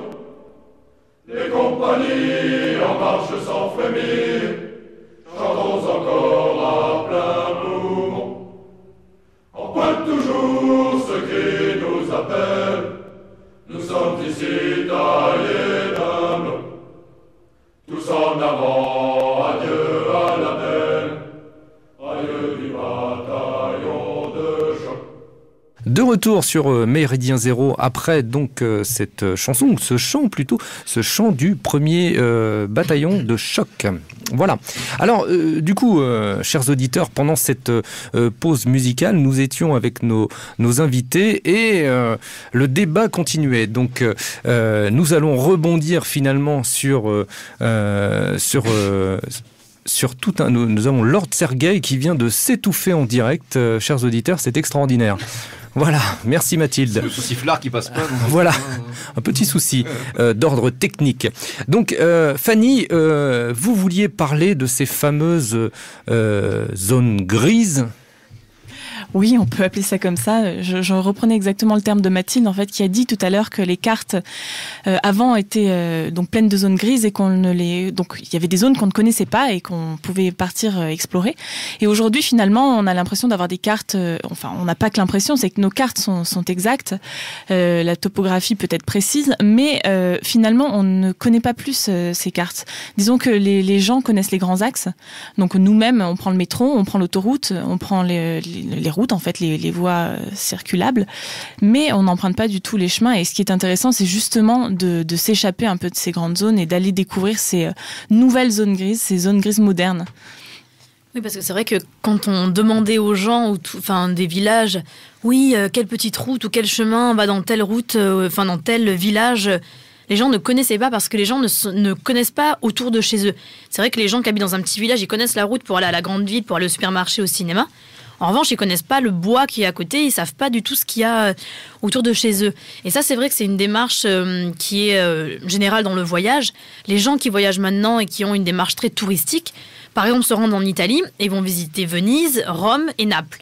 Donc, ils vont connaître ces 3 lieux, mais ils vont rien connaître du tout, si ce n'est l'autoroute qu'ils auront empruntée ou la voie de chemin de fer qu'ils auront empruntée. Alors que nous, ce qui était important, c'est de dire, voilà, nous, on va de Pise à Rome. Sauf que au milieu, c'est pas une zone qui n'existe pas et c'est pas un moment où on attend Mais au contraire, c'est là où on va découvrir les choses, c'est là où on va découvrir la terre et c'est là où c'est intéressant. Et c'est ça qui nous différencie au niveau de la marche, de la démarche purement touristique quand on voyage et quand on veut faire de la marche à grande échelle. Il y a sûrement un travail, enfin, on en a déjà parlé tout à l'heure peut-être en partie, en tous les cas.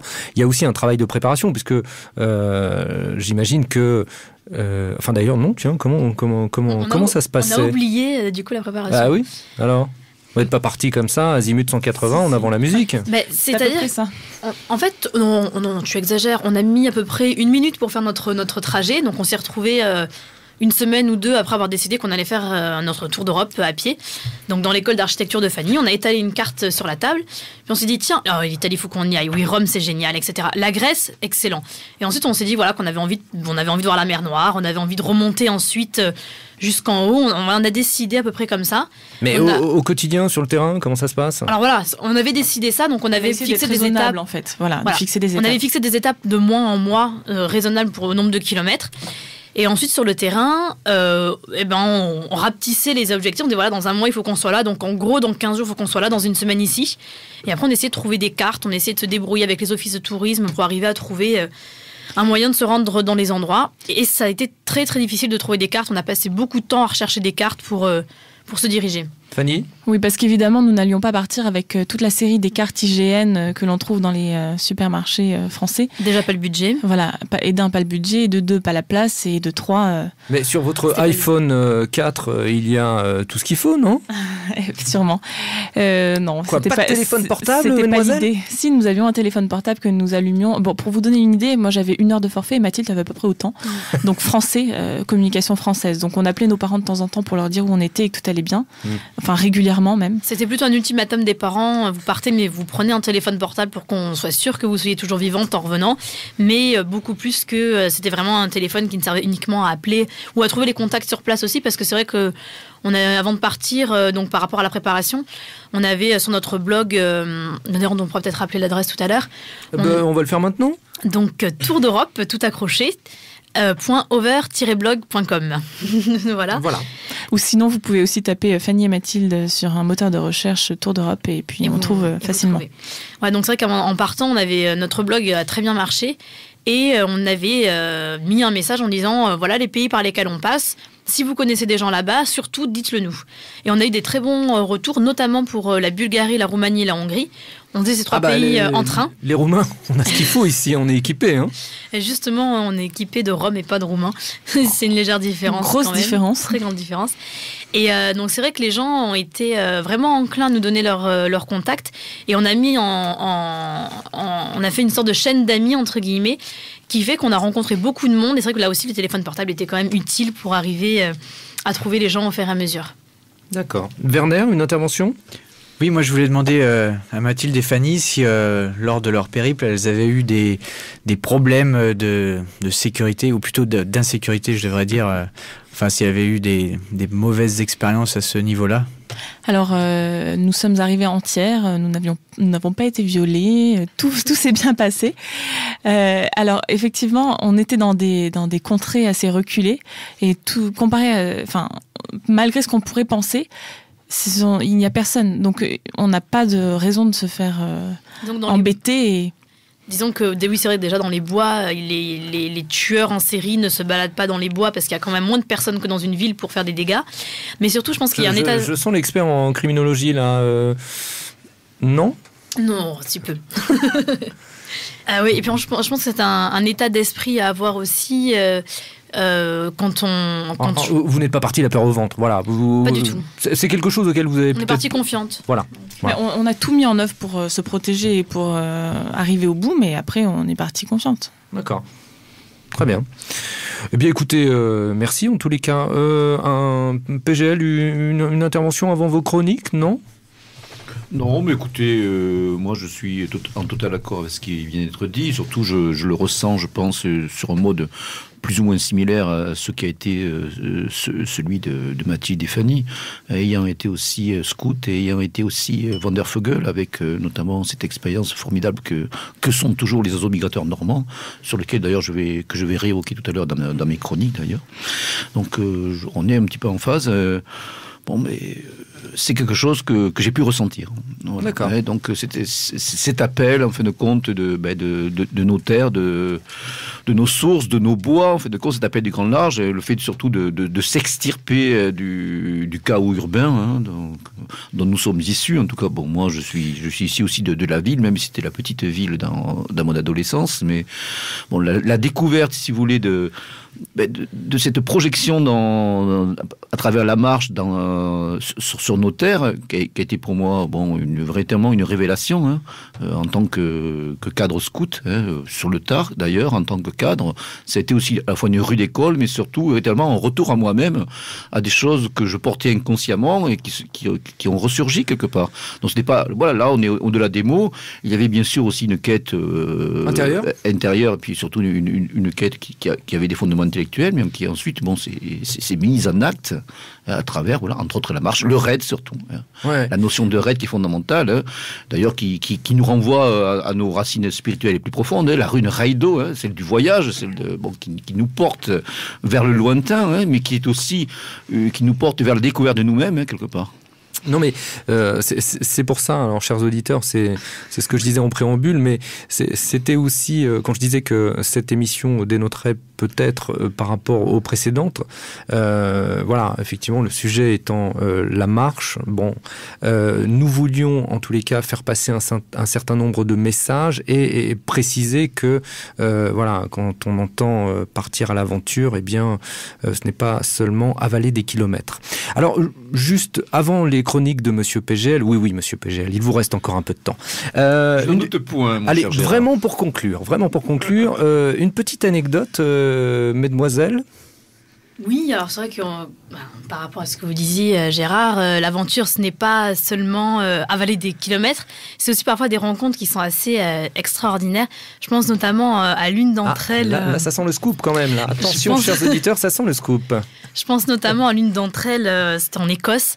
On a rencontré un certain Alistair qui était vraiment très étrange. Est-ce qu'il était Highlander ? Il n'était pas Highlander. Non, c'est raté. Vous étiez où, là ? On était à côté de la forêt des Trossachs. Donc, c'est-à-dire, c'est au sud du Loch Ness, à peu près, entre le Loch Ness et le Loch Lomond. Donc, pour ceux qui connaissent. Loch Lomond, oui, Sky. Oui, moi aussi, avec un Sky. Oui, moi aussi, avec un Sky. Ouais. Et donc, oui. Et donc, en fait, c'est vrai qu'on avait décidé. On a eu un grand moment de lassitude quand on était dans l'Europe centrale, dans cette grande plaine où on marchait des kilomètres pour atteindre notre objectif du Danemark. Notamment, non, c'est ça ?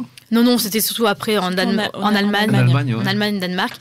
Et donc, on avait décidé, en étant lassés, que quand on arriverait dans les îles anglo-saxonnes, on ferait des marches et ensuite on ferait du stop pour rejoindre une autre marche et qu'on ferait plusieurs coins de l'île parce qu'on n'avait pas l'île à traverser d'un point A à un point B pour en profiter. Donc, on a fait une fois du stop et un certain Alistair nous a donc pris en stop et qui était un petit peu... atypique. Un petit peu atypique, voilà. Et donc, il nous a dit il nous a demandé si on aimait bien faire du feu. On lui a dit oui, ça nous arrive de faire des feux dans la forêt. Très bien, venez chez moi, on pourra faire un feu dans la forêt à côté. Nous, c'est vrai que quand on dit venez chez moi, on a le panneau douche qui clignote parce que c'est le genre de chance qu'on prenait peu souvent. Et donc, c'est vrai qu'on lui a dit pourquoi pas, oui, très bien. Et puis seulement, comme il était quand même un peu tôt, il était que 15h, on lui dit non, mais vous comprenez, on voudrait d'abord visiter un peu la région. Pas de problème, it's not a problem at all. Il répétait tout le temps cette phrase. It's not a problem at all. Et donc, il nous a dit écoutez, c'est pas grave, je vous prêterai ma voiture, posez vos affaires chez moi et je vous prêterai ma voiture. Conduite à gauche, évidemment. Voilà, donc nous sommes... Voilà cette anecdote.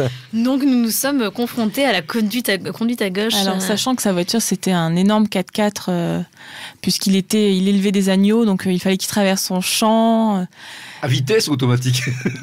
C'était à vitesse, mais on les cherche toujours du mauvais côté. Passer des vitesses à la main droite, évidemment. Passer les vitesses de la main droite avec des chaussures de marche, tout en n'ayant pas conduit depuis longtemps, devoir conduire à gauche sur des petites routes qui tournent. C'était quand même assez rigolo. Main gauche, j'ai eu connerie là. Oui, passer vitesse à la main gauche. Oui, comme quoi, on a du mal à se projeter. Ouais, donc c'était pas évident. Et puis finalement, on est revenu, on a passé la soirée avec lui. Mais il mentait un peu. Il nous disait qu'il devait absolument quitter sa ferme parce que sa femme. C'est vrai que c'était un personnage assez extraordinaire qui nous a parlé pendant toute la soirée, qui nous allumait un immense feu. Quel âge ? Oh, 50 ans.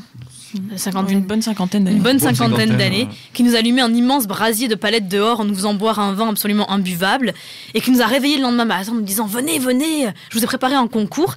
Et donc il nous avait préparé un concours, il fallait qu'on tire à la carabine sur une flèche, sur une cible à l'autre bout du jardin pour savoir qui préparera. Il prépare à quoi, le haggis, non, c'est ça? Non, les haricots avec la sauce tomate et les œufs au plat. Donc c'est le genre de rencontre qu'on peut faire très facilement pendant... Vous n'avez pas eu droit à la sauce à la menthe, non? Non, pas là. non, C'était Pas dans juste cette des partie, haricots... Non, la sauce à la menthe, c'est plus chez les Anglais. Oh, I don't know Scottish gastronomy, but I should Yes. try. Yeah, you should try. I should, yeah. Merci PGL pour ce petit commentaire. Eh bien écoutez, en tous les cas, merci à vous mesdemoiselles. Nous allons céder la parole à notre cher PGL pour ses chroniques. C'est à vous, cher PGL. Yavol, Gérard. Vous êtes vraiment, Alors justement, pour faire trilingue. et encore, pour faire une transition qui s'impose avec les sujets que nous avons abordés, je voudrais signaler la sortie du numéro 2 de la revue Figures de proue, qui se présente désormais comme les cahiers de recherche sur l'héritage littéraire, culturel et l'imaginaire européen, et qui, nonobstant son format peu adapté, serait justement un des ouvrages, en tout cas une des revues à emporter absolument dans son sac à dos. C'est vraiment une invitation à la découverte, au rêve, au voyage, donc orchestré magistralement par notre ami Pierre Banyuls, donc ainsi que les éditions d'Heligoland. Bon, la seule chose qu'on pourrait regretter sur un plan plus prosaïquement matériel, c'est le prix un peu élevé, notamment pour des étudiants qui sont parfois peu fortunés, 9,50 €. Bon, encore un effort à nos amis d'Heligoland pour essayer de donner un prix plus accessible. Alors, dans cette nouvelle livraison, on a un magnifique éditorial qui évoque la traversée de la ténèbre hivernale, celle de notre solstice d'hiver, un plaidoyer pour le chant profond, inspiré notamment de l'œuvre de Monterland, très très beau texte, vraiment là, on retrouve un niveau qu'on a un peu perdu avec une revue qui ne paraît plus malheureusement, c'était la revue Entailleuse de Christopher Gérard, qui était une revue d'études polythéistes, qui malheureusement nous manque, depuis que Christopher a entamé une carrière d'écrivain. Donc plusieurs d'autres textes fondamentaux, il y a une rubrique toujours texte fondateur, avec une réflexion sur la poésie populaire en Europe, la redécouverte des lieds justement de ces chants traditionnels issus de la paysannerie la plus profonde, d'autres études, des textes d'Ernst Junger, bien sûr, de Alphonse de Chateaubriand, de Abel Bonnard, l'histoire de l'amitié, magnifique ouvrage. Donc, et surtout aussi, en plus des recensions, une superbe analyse d'un ouvrage majeur de Jack London, souvent méconnu, Le Loup des mers. Les aventures de Wolf Larsen, d'ailleurs, qui a fait l'objet d'une bonne adaptation télévisuelle en Allemagne. Il y a eu 2 adaptations en Allemagne, Der Seewolf, j'ai vu les 2, et la dernière, Thomas Kretschmann, est assez excellente aussi. Donc, Figure de proue numéro 2 est enfin sortie. Donc, nous le recommandons fortement pour tous ceux, justement, qui veulent s'évader de ce monde vétuste et sans joie, et partir justement à la découverte de nos terroirs, de notre terre, avec justement de bons inspirateurs. Figure de proue, alors toujours un petit peu dans le même univers, on reste un petit peu souché dans notre vieille terre d'Europe et toujours la boussole tournée vers le nord. Je voudrais signaler la sortie du numéro 29 du magazine des Amis de Jean Mabir, donc, qui est édité par l'association du même nom et qui évoque à longueur de numéro les différentes facettes de l'œuvre magistrale de cet éveilleur normand et européen qui nous a tant influencés, tous autour de cette table, je pense. Et puis ce numéro est plus précisément consacré à un des aspects qui n'est pas forcément le plus intéressant, le plus primordial de son œuvre, l'aspect guerrier, souvent celui que mémorise un petit peu, que garde à l'esprit les jeunes qui le découvrent. Donc ces ouvrages sur la geste guerrière européenne, que ce soit les divisions de l'Ordre Noir ou même aussi les divisions alliées et les unités alliées durant la Seconde Guerre mondiale, donc avec de très très beaux textes. Je voudrais notamment citer un texte de Laurent Chang, qui évoque notamment Mishima, l'ouvrage que Mabir a consacré au samouraï. Il y a aussi celui de son collaborateur et archiviste Éric Lefebvre, qui évoque son œuvre plus familière sur donc les divisions de maudits qui ont combattu durant les conflagrations des années 30 et 40, ainsi qu'une composition un peu inattendue, celle de Yves Debé, le belge Yves Debé, qui est le directeur de la revue Asso aujourd'hui. Voilà, donc une livraison passionnante et toujours aussi intéressante du magazine des amis de Jean Mabir. Toujours pour rester dans les revues, notre ami Crampon n'est pas là, mais on pense à lui avec la dernière livraison de Réfléchir et Agir, donc le numéro 37 qui consacre un dossier à l'économie, pour une économie enracinée et solidaire, donc une thématique fondamentale dans les temps que nous vivons, depuis la crise systémique qui secoue le gros Occident depuis 2008, donc avec un entretien avec Michel Drac que nous avions reçu sur cette antenne, ainsi que plusieurs articles signés par notre ami Crampon, les amis de Zentropa, Georges Fenetracol, donc intervenant régulier sur cette antenne, avec également plusieurs autres rubriques, un extrait de Christian Boucher sur l'histoire de la droite radicale russe de la Grande Guerre patriotique à Vladimir Poutine, une réflexion sur la notion de modernité, hypermodernité, postmodernité, nous y reviendrons sûrement dans une émission thématique à cette émission, ainsi que les rubriques habituelles et les recensions. Voilà, une riche livraison, comme toujours, de Réfléchir et Agir, donc pour une économie enracinée et solidaire. Pour terminer avec les revues, dont l'actualité est riche en revues pour cette fois-ci, vient de sortir, justement, j'ai parlé de Laurent Chang, qui fut un ancien collaborateur des synergies européennes de Robert Stöckers, donc dans les années 90. Laurent Chang, aujourd'hui, est rédacteur en chef d'une revue qui s'intitule La Voie stratégique, donc qui est une revue qui traite de la chose guerrière, sous-titré d'ailleurs Tactique, Technique et Analyse. C'est une revue qui détonne un petit peu dans le paysage de ce type de magazine. Ça nous change un peu de Reds. Et aussi des positionnements d'ailleurs de l'ami de B que j'ai signalé. Donc avec des articles intéressants, notamment consacrés à la polyurcétique, au combat urbain. On a aussi un article assez inactuel, assez étonnant sur l'Ingrie. L'Ingrie qui fut une petite république de la région de Saint-Pétersbourg qui a déclaré brièvement son indépendance pendant la guerre civile russe, dont l'Ingrie, dans la région de Saint-Pétersbourg, Pétrograd, ainsi que d'autres articles tout à fait intéressants. Donc, La Voie stratégique disponible en kiosque, le numéro 3 de février-mars 2011. On peut en venir aux ouvrages. 2 ouvrages.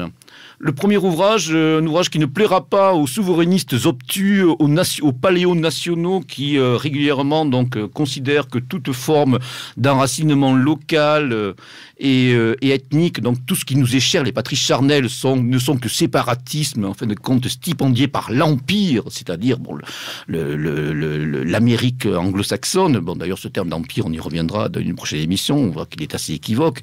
Donc c'est un ouvrage qui ne leur plaira pas, alors que nous, ça ne peut que nous séduire. C'est l'Atlas des nations sans État en Europe, peuple minoritaire en quête de reconnaissance, donc dirigé par le webmaître d'un portail internet assez intéressant qui s'appelle eurominority.eu.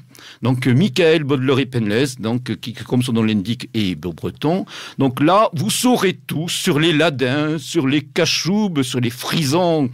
En plus des Basques, des Occitans et des Irlandais qui sont plus familiers, avec un ouvrage magistralement illustré, avec aussi les drapeaux qui sont reproduits, dont on voit les symboles, la vexillologie qui est présente, de superbes cartes. Donc c'est vraiment un compendium fondamental pour tous les amoureux charnels de notre grande Europe, qui montre justement d'ailleurs que autonomie et respect des identités locales ne sont pas synonymes de séparatisme et surtout de balkanisation, faisant le jeu de l'adversaire. Donc ce sont des thématiques d'ailleurs sur lesquelles nous aurons peut-être l'occasion de revenir sans problème. Voilà, donc c'est sorti chez Joran Mbanner, qui est un petit éditeur breton et qui mérite d'être soutenu. Voilà, donc Atlas des nations sans État en Europe. Alors nous passons à la rubrique bande dessinée, PGL. Alors bande dessinée, oui, Crampon n'est pas là. Chaque fois que je le vois, il me réclame des BD, mais ça tombe bien. Vient de sortir un magnifique album qui s'intitule 1066 Guillaume le Conquérant. Donc qui a été scénarisé par Patrick Weber. Patrick Weber, que certains auditeurs connaissent. Patrick Weber est à la fois un historien de l'art, un romancier romancier, un journaliste. Hein. Il a de multiples cordes à son arc. Il est notamment chroniqueur mondial pour les têtes couronnées de Belgique et d'Europe, mais aussi il a sorti une trilogie romanesque sur les racines de l'ordre noir, hein. Donc, dont le premier tome, d'ailleurs, Viking, a été adapté en bande dessinée récemment. Donc il se prête aussi au scénario de bande dessinée. Hein. Il avait fait aussi une série qui... Il n'y a pas les 7 runes ou quelque chose comme ça, non? Oui, ça c'est son ouvrage pour jeunesse que j'avais chroniqué sur d'autres antennes il y a quelques semaines. Donc Patrick Weber a sorti sa trilogie sur l'ordre noir, Viking, Qatar et le Arien, qui devrait paraître très bientôt. Mais il est aussi donc scénariste. Et là, il s'est inspiré de la première bande dessinée en quelque sorte de l'histoire. En tout cas, c'est ainsi qu'on a coutume de la qualifier. Donc la célébrissime tapisserie de Bayeux, de la bonne reine Mathilde. Et avec son compère, le dessinateur italien Emanuele Tenderini, ils ont mis en image, donc en s'inspirant du canevas précis de la tapisserie, un magnifique album, donc qui restitue donc la geste du duc Guillaume, hein, Wilhelm Rex et Dux, hein, comme disait la formule latine à l'époque, donc à la conquête de l'Angleterre pour récupérer son droit face à Harold Godwinson, le Saxon. Donc un magnifique album. Hein, Mais alors ce magnifique album est accompagné de quoi là? Je vous vois avec un... Non, là ça c'est le dossier de presse, hein, parce que voilà, donc j'ai la chance de le recevoir. Je suis on a une belle litho en cadeau, il y a quelque chose, c'est extraordinaire. Non, donc c'est un album en plus qui a quand même 72 planches avec un cahier, supplémentaire. Il y a un cahier supplémentaire avec des croquis quand même. Superbe croquis, c'est aux éditions du Lombard. Donc 1066 Guillaume le Conquérant par Patrick Weber et Emanuele Tenderini. Donc à recommander aussi pour les amoureux d'histoire et surtout de cette grande geste guerrière européenne qui a mené donc les Normands à la conquête de l'Angleterre anglo-saxonne à l'époque. Très bien, écoutez, merci PGL. Dites donc, je vois 2 livres là, non? Un livre, un DVD, non? Ça c'est pour autre chose, ça. Écoutez, nous avons le temps, PGL. Nous avons le temps. Oui, bien sûr, la technique nous dit que nous avons le temps, n'est-ce pas, la technique? Non, le livre, j'avais pris sur moi, le livre que vous avez cité, hein, le petit traité de l'immensité du monde de Sylvain Tesson, hein, d'ailleurs, qui est fort recommandable. Hein. Bon, à part quelques chapitres où parfois il y a... Il est passionnant. Pardon? Il est passionnant. Non, il est très sympathique. Oui, il y a le petit chapitre là où on parle un petit l'humanisme peut-être. Voilà, l'humanitarisme là sur la condition féminine dans le monde. Bon, il y a ceci dit, c'est vrai, ce qu'il dit est totalement vrai, exactement. Bon, moi c'est surtout une question stylistique, mais bon, je pinaille. Vous pinaillez, très cher. C'est un ouvrage qui se lit formidablement bien et qui est très évocateur, très agréable. Voilà. Comme de nombreux ouvrages de Sylvain Tesson. Voilà, petit traité de l'immensité du monde, donc sorti aux éditions des Équateurs, en plus de l'Axe du Loup, hein, notamment, que certains d'entre vous. l'Axe du Loup. Alors, au niveau cinéma, est sorti en français. Moi, j'ai amené la version russe, j'avais acheté ça il y a quelques années. Donc, le film 1612, chronique du temps des troubles du réalisateur Vladimir Rotinenko. Donc, c'est un film de 2007 et qui nous plonge un petit peu dans la Russie, justement, du temps des troubles, après la mort d'Ivan le Terrible et du boyard Boris Godunov. Donc, il y a eu une période très troublée de l'histoire russe, au cours de laquelle la grande principauté moscovite a été envahie par les Polonais, a été en proie à des usurpateurs, des faux tsars, etc. Donc c'est le blockbuster historique qui a fait parler de lui en 2007, produit avec le soutien donc du pouvoir russe, de Nikita Mikhalkov, le grand réalisateur russe aussi, qui est à la tête de l'Union des cinéastes. Donc c'est un film qui mêle à la fois des événements historiques et plus de fantaisie. Donc avec un côté un petit peu légendaire, mais surtout très révélateur aujourd'hui des tendances identitaires, des interrogations identitaires qui sont celles des Russes, hein, parce que bon, dans ce film, les Polonais sont vraiment les grands méchants, hein, les Polonais qui veulent perfidement convertir les Russes au catholicisme. Hein. On voit au début des scènes où on voit le complot du Vatican qui envoie des prêtres pour... Donc en fait, on a des interrogations qui sont peuvent parfois être équivoques, à savoir, est-ce que dans l'esprit des Russes, tel qu'ils entrevoient cette lecture de l'histoire, les Polonais catholiques, l'Occident honni n'est pas un petit peu mis à la même sauce que la vision de l'Europe aussi que nous développons. Est-ce que, on a pu, des thématiques sur lesquelles on a pu un peu revenir lorsque nous avons eu l'immense plaisir de recevoir Alexandre Guedevich Dugin, donc, à cette antenne. Voilà, donc, mais le film mérite la vision, il est sorti surtout en français. Donc, 1612, chronique des temps des troubles de Vladimir Rotinenko, donc disponible en DVD. En tout cas, il y a de superbes scènes de combat, superbes reconstitutions, notamment les légendaires Lussards et les Polonais que l'on voit en œuvre durant tout ce film. Voilà. Eh bien écoutez, merci PGL. Il est maintenant temps de nous quitter, chers amis auditeurs. Merci à nos charmantes invitées. Merci Fanny, merci Mathilde. Merci à vous. Et merci mon cher Werner d'être venu nous rendre visite. Merci de m'avoir accueilli. Chers auditeurs, bonsoir et à la semaine prochaine.